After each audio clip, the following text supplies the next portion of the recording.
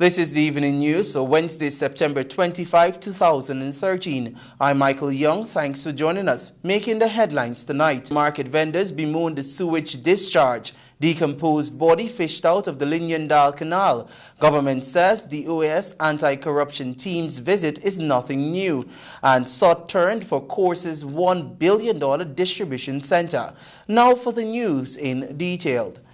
Concerned vendors are urgently seeking the assistance of the relevant authorities to make a quick intervention into the current overflowing of sewage systems along the market pavements. Whitney Passard visited the area today and filed this report.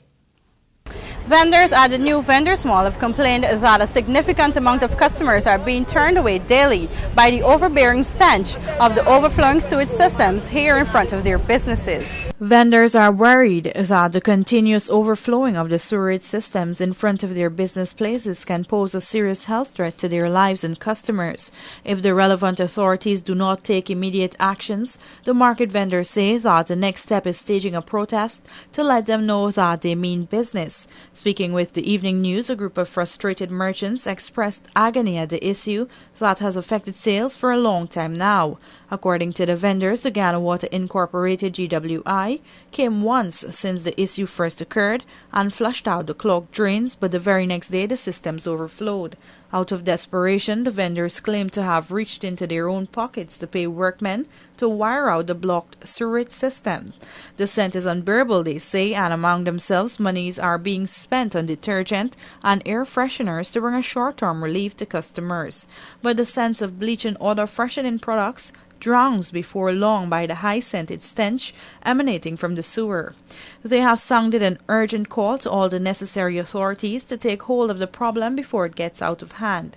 There's the feces, the raw feces that comes out from, I guess, the manhole, they would say, with the tissue, whatever people eat, and the flushes, and the smells. It smells horrible. You go home, smells. You want to know if you eat something. It is so horrible. You're in the market is deep down. Wow, I tell you, the smell is so ridiculous. We kind of call everybody what we could really call it, the council, GWI, everybody, and we want to know what really going on. This is a market here where you could see children got to pass here from school up and down. Right. And we're glad to know that we just called out to y'all yesterday, and y'all was so prompt for coming here today to highlight this situation because this thing is a serious thing. We thank you for a quick response, right, in coming here today. This thing has, what Cleveland says, over 3 months we're going through this. Bottles upon bottles of bleach. This is the only thing that quiets this smell down, right? For a time. This is finished right now. Then I have to go and buy another bottle. This is $300. Sometimes 2 bottles a day. When I buy 1 bottle, my neighbor, he would go and buy another bottle, and sometimes Sister Debbie, she go and buy. So we try it in 2 places because when this one quiet down, the other one start to erupt. So it's be like this all the time, right? It hinders our customers sometimes in the process of buying. Oh gosh. Oh, it's so dangerous to you, right? That it makes you don't even get appetite for eating a day, and it's over 3 months we going through this motion. So I'm asking if whoever is in authority, if they could come and fix this day, because it's not healthy for us. We got to pay $4,000 a month rent, right? And I don't think it's fair for us. Enough morning, I know people come to work because it's you got the store out there in the back, you can't stay store for workers that are there to the back all the time. Customers come, them go away. But what is more worrying, though, is the health of workers, customers, and passers-by that are at risk because of this health hazard. Reporting for the Evening News from the new Vendors Mall, Whitney Prasad. Thanks, Whitney. In light of a vacancy being advertised for the position of town clerk at City Hall, Georgetown, Carol Suba, who is currently acting in that position, said she will have to seriously weigh her options before applying to be confirmed for the post. More details from Sabatini Daniels. Well, if I'm interested in continuing in this mode with the current risk that I'm facing, I will have to think carefully whether I want to continue to be town clerk. Because I'm not showing a sign of weakness, but I have to carefully consider whether it's worth it. That was acting town clerk Carol Suba, who stated that she now has to think long and hard before applying for the existing vacancy that exists for her current position. She highlighted that she took over as acting town clerk at a time when the city council was highly indebted, most of which she managed to clear. Suba also stated that of July 24, 2012 to date, she was able to guarantee salaries in a timely manner for in excess of 840 employees, which stands at a figure of some $72 million per month. According to the acting town clerk, with the magnitude of work and resistance she has had to endure, she will decide within the next couple of days what her move will be. I took this council from a situation where no one wants to give credit, and I have taken nothing on credit and keep all the systems going at great disadvantage because some of the employees like Royston King and the personnel officer, Miss Paulette Braffett, they returned. She was returned, and through difficulties, everything I opt to do in the interest of this council, I find resistance. She added that if the ministry doesn't find her fit to be confirmed for the post, then she will not push for it. However, Suba cautioned that anyone applying for the post would have to possess the mental, moral and physical capabilities to cope with the job and the principal actors that create conflict along the way. Sabatini Daniels reporting for the Evening News. Thanks, Sabatini. Meanwhile, the Chief Executive Officer of Sewage Waste Management, Maurice Archer, has disagreed with sentiments expressed by the city's town clerk, Carol Suba, who suggested that works by his company have been unsatisfactory. Whitney Bassard spoke with Archer during an interview today and filed this report. Maurice Archer, Chief Executive Officer of Sewage Waste Management, says that acting town clerk Carl Suba is out to defame the image of his outfit with misinformation and untruths. During an interview with this newscast today, Archer said his operation is under the supervision of Clerk of Market Sheldon Griffith, and none of the allegations made by Suba were brought to his attention. Archer claims that since Suba was appointed acting town clerk last June, he spoke with her once and wrote to her office on 3 occasions, asking her to share with Sewage what the council's concerns were. First thing, I did a little research. Mrs. Suba has been acting town clerk since, I think, something in June last year, which is just over a year or so ago. During that period, on to date, we have spoken to Mrs. Suba once, and that was on the 11th of June. I could give you the context of that discussion later. But this year, once I've spoken to Ms. Suba.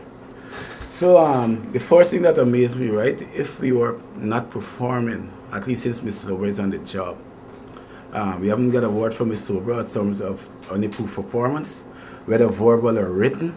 We haven't got any response from any communication from our staff.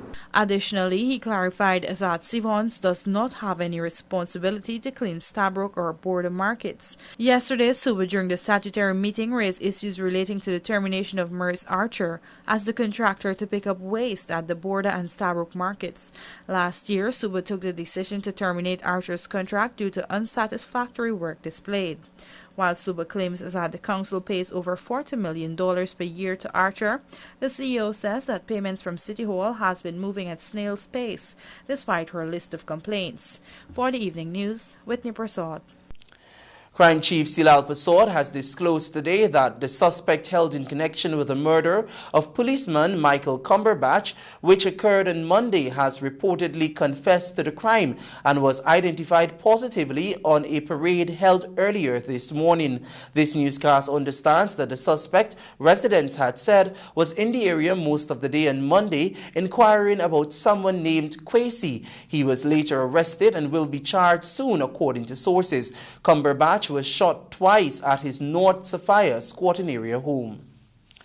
Bisham Mohammed now reports that the badly decomposed body of a fisherman was this morning fished out of the pump station canal at Linyandal, East Coast, Demerara, with several marks of violence about his body. Here are details. 43-year-old Roy George, also called Fisherman of Lot 72 North, Sophia, Georgetown, who went missing 2 Mondays ago, was found in the Liliendale Canal by persons traversing the area at about 7 hours 45. The police are investigating the discovery and have not ruled out foul play. Bibi Muhammad, sister of the dead man, explained when last she heard from her brother and when she learnt of the gruesome discovery. He was a coming to my peeling at the back. So he tell my sister gonna come Monday. I ain't see come Monday. I ain't see come Tuesday, Wednesday. So I turned to my daughter, I said, Monday, I ain't seen your uncle coming. Wonder if he's sick. I said, when you go out the road, find out from your sister-in-law if he do. So we done. So it's Thursday, directly we recognize it in there. This morning I left for the market, and when I coming home, I heard the final man at the pump road. That's Liliendale. Liliendale. And when the nephew go, after everybody starting, the nephew go, and the nephew says he. Shondell Charles, a niece of the dead man who went to the scene, explained what she saw. His hand break, his neck back, got a big hole at the back of his head, and the back share black and blue marks you see at the back of his backbone there. He didn't get no face, in your face. You can't see face, but we know from the clothes that he had on. We know that is he. Because it's really, I saw him on Monday. Was the last I saw him leaving. So that's the exact clothes we see this morning. The woman stated that he would normally catch fish and do odd jobs around the place. Thus, she disclosed her suspicions. That would be murder. Because he ain't wrong. There's murder because the amount of licks that he get, somebody had to kill him and throw you overboard. And they might throw you right away. After we start searching and asking questions, then they had to take the body and dump it. His body is at the Likens Funeral Home awaiting a post-mortem. He is survived by his 2 children, reputed wife, and 4 siblings. Bisham Mohammed, The Evening News. Cabinet Secretary Dr. Roger Luncheon says the Organization of American States Anti-Corruption Team's visit to Guyana is nothing unusual and will serve to identify areas of corruption here. Samuel Suknandan reports. The team visit by OAS members here is routine and is nothing out of the usual. This is according to Dr. Roger Luncheon, who told media operatives today that this is the 4th such visit by an international team. The Cabinet Secretary was at the time responding to questions as to whether the visit could mean that Guyana is facing problems with high levels of corruption. He added that these visits started back in 2009 and only seeks to examine the country's compliance to the treaty obligations of the OAS as it relates to fighting corruption. As a frequent spokesperson for the administration, particularly at the cabinet level, that the presence of corruption, the challenges of fighting corruption has been addressed and remains a focus of the administration. The government spokesman added that the visit will seek to engage the state and civil society bodies to identify what is the level of compliance here. The 3-day event is intended, as I said, to provide the OAS body with a much broader perspective that a site visit ideally provides on the anti-corruption, legislative, judicial, and administrative dimensions. The team will arrive on October 6 and 7, but the actual review process will be carried out on October 8 to 10. At the end of the visit, a report will be completed and Guyana will have an opportunity to know the areas of shortcomings to be addressed. Guyana in 2001 signed onto and ratified the Inter-American Convention Against Corruption. For the Evening News, I'm Samuel Suknandan. Thanks, Samuel. A special sword-turning ceremony was organized today for the establishment of a multi-million-dollar distribution center at Eccles. Let's get details from Oma Davy Box. Unicommerce Guyana, operators of the Courts Furniture chain, has commissioned a US $5.4 million distribution center site at Eccles East Bank, Demerara. This venture also commemorates the company's 20 years of doing business in Guyana. Speaking at the sod-turning ceremony, Unicommerce Guyana Executive Vice President Guillermo Seaman revealed that the site is approximately 4 acres with 60,000 square feet. The center is expected to be completed in August 2014. Meanwhile, Prime Minister Samuel Hines was high in praise of the investment as he congratulated the visionaries behind the move. A good portion of their furniture that they sell could be sourced locally, and I think there was the prospect there that if sufficiently good levels were reached in terms of quality and price and dependability and supply, then we Guyanese or manufacturers, furniture manufacturers, they had an opportunity to create an export market, and Coates was willing to introduce good quality, well-priced and reliably delivered furniture to introduce them into their other stores in the area. Also speaking at the ceremony, Finance Minister Dr. Ashni Singh also highlighted Guyana's rapid growth over the past 20 years and praised the contribution of the furniture giant to the national economy. Courts has done much more than simply furnish the Guyanese household. There was a time not so long ago in our country's history when one had to accumulate savings for a number of years before one could make a significant acquisition of a capital asset, whether for one's home or otherwise. The ease with which the average Guyanese citizen or household could access credit was not nearly as we take for granted today. Meanwhile, speaking on behalf of the private sector, the Georgetown Chamber of Commerce and Industry, GCCI, President Clinton Erling, emphasized the employment opportunities, improvements in efficiency, and landscape the new center will bring. Courts chain remains the largest furniture retailer in Guyana, and the Unicomer brand is one of the largest retailers in the Caribbean, operating in 90 stores in 11 territories. Do stay with us. More news on the other side of the break.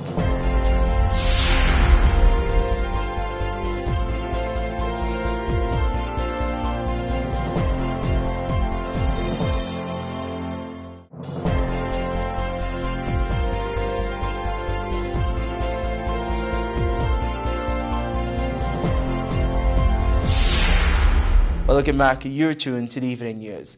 Government says it is disappointed with the recent move made by students and parents at the St. Agnes Primary School and St. Rose's High School, who staged their protest outside of the school's compound yesterday. Samuel Supnandan joins us with details in this report. Government's chief spokesman, Dr. Roger Luncheon, says government is disappointed with the move, especially since it occurred without proper consultation among parties.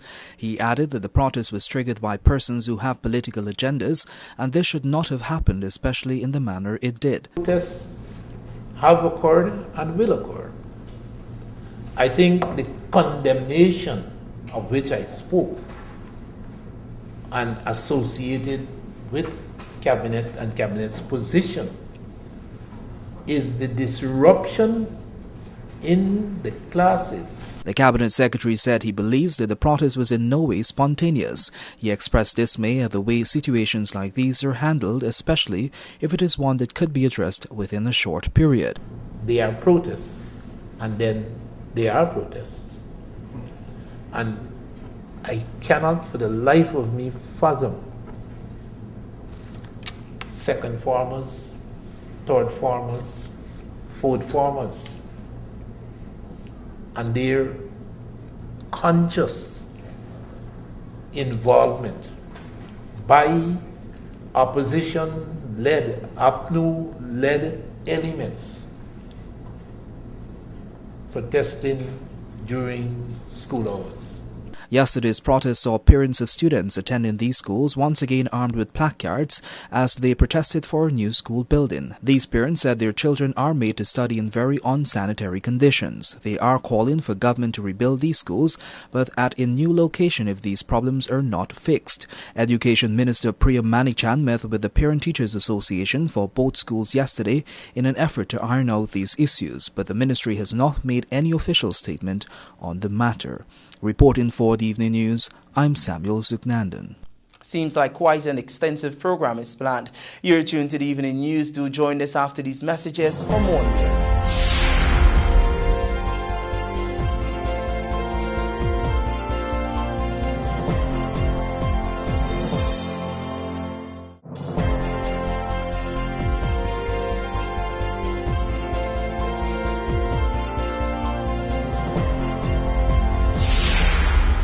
Welcome back. This is the Evening News. The Health Ministry, in collaboration with Harris Arts, will soon embark on a rigid weight loss program and campaign with the aim of sensitizing Guyanese to be more weight conscious. Bisha Mohammed reports. As part of getting that body mass index to suit your weight, the Health Ministry will be launching an extensive program that will be executed by Harris Arts and will commence on October 10. Jasmine Harris, a representative from Harris Arts, explained the concept of the program and what it entails. We're bringing off a campaign known as the Weight No More Fitted campaign. What it's all about, it's where we're informing and advising the Guyanese population to become more active, more physical activity, put it into your life, because we know that you're busy during your days and when you go home you're probably tired, you just want to eat something and just go to bed. Eat healthy. We're not saying that, okay, stop everything you're doing and exercise for hours on end, but for at least 3 times a week, we want you to exercise for at least 30 minutes each time. It could be more, but no less, because we got to get that heart pumping in order for you to lose those calories. Harris also gave an insight of the competition and other programs, but more importantly, how persons can get involved. Right now we are in our registration period. That's where we're inviting John Public. We have a Facebook page that is Fit It Guyana, and we also have a group which is Weight No More Fit It Guyana. So you could check us out on Facebook. You could like our page for more information. Every day we're giving you advice, we're giving you tips, we're encouraging you, and we're giving you updates on what we're doing and how we're getting across. You need 5 or more persons in each group. So it's 5 persons to a group, the name of the group, and a leader. And then you could call us on the number that I just gave you. It's 60-FIT-IT actually. So it's 603-4848. This is a 3-month competition between sports club, gym, community groups, or NGOs. There will also be a reality TV show, and Marundoy will be highlighting the issues, struggles, and triumphs of getting fit and living healthier. Bisha Mohammed, The Evening News. Do join us after these messages. Your sport news is next.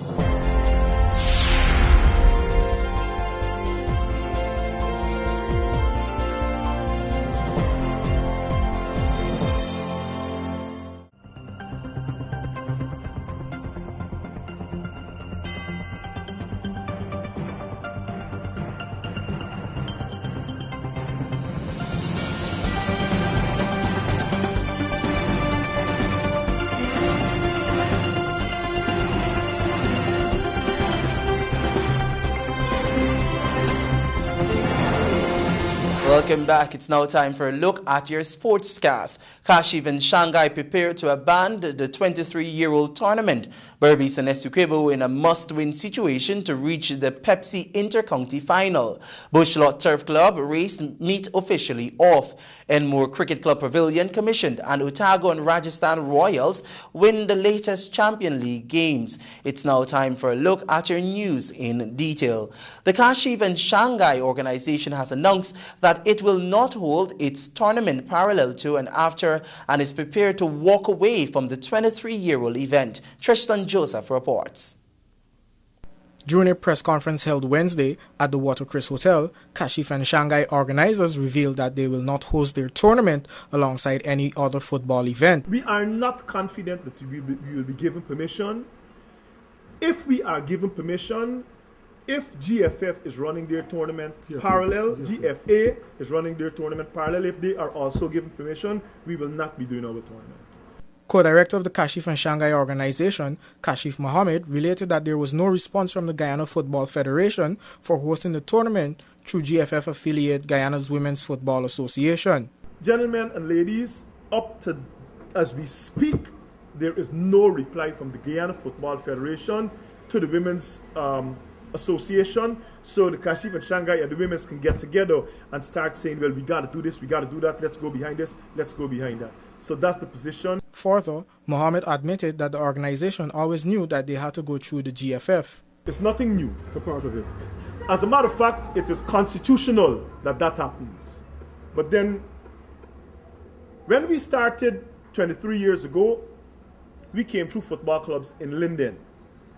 We came through Amelia's Ward one time, and we used to do it every year. We would pick a different club because it was finances for each one of the clubs every time we did it. But then after the tournament started getting the recognition, after the third year when we started taking Georgetown teams to the tournament, and Isaiah Chappell went as press, and we start getting press, right? And the country now starts seeing that the tournament is something really. The Guyana Football Federation, as a matter of fact, we had to start asking Guyana Football Federation permission now because we wanted to include the out-of-town teams. Because in Linden, we would just speak to the Linden Sub-Association, they would give us the okay, and we would do that in Linden. But as soon as we step out of the zone, we had to ask Guyana, GFF. They gave us permission. Meanwhile, if the tournament does not come off, Mohammed revealed that they will venture into another form of football development. If nothing happens where we will not get the tournament played in December with the required teams and everything, we will start school football and we will go seriously into school football. The KNS tournament was expected to start in mid-November with an additional round. The first place price increased from $4 million to $6 million. Thanks, Tristan. The Bush Lot United Turf Club horse race meet scheduled for this Sunday has been officially called off, according to the coordinator of the event, Lekram Sugdio. Sugdio told this sportscast earlier today that the Turf Club has decided to cancel the event because of the Ghana Police Force's inability to provide adequate security. He, however, indicated that another racing date is currently being looked at. Do join us after these messages for your bridge reports.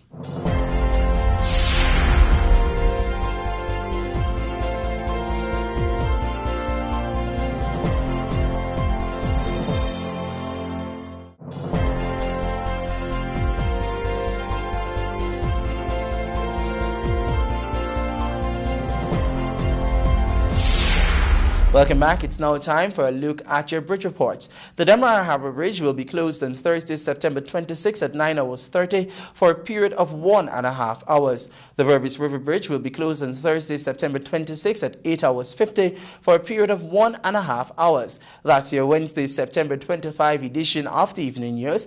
I'm Michael Young, thanking you very much for joining us and encouraging you to do join us at 7 a.m. tomorrow for our morning news. Goodbye.